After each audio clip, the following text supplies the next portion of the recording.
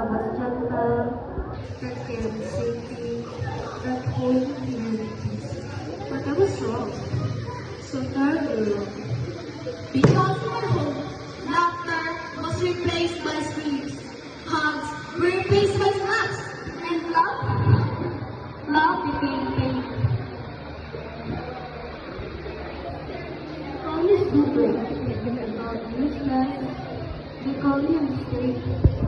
And yet, I kept trying. I kept smiling. Because I thought that if I would try harder, they would finally see me. They would finally love me. But they only played with me like a toy. Every night, I begged the stars, please, please make them stop.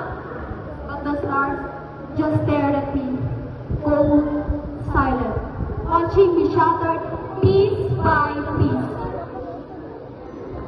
When they were angry, they threw me away. When they were happy, they picked me. When I was hurt, they fixed me. Not because they care, but because they still wanted to use with me. Do you know what it feels like? To be alive but empty.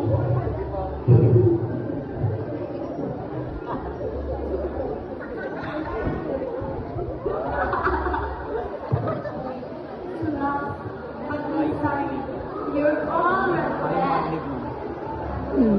I'm not a toy.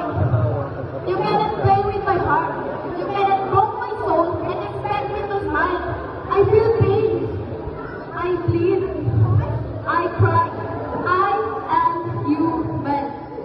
And now I stand before you, not as a broken child I was, but as the voice of everyone who's been treated like a thing, discarded, forgotten, unloved.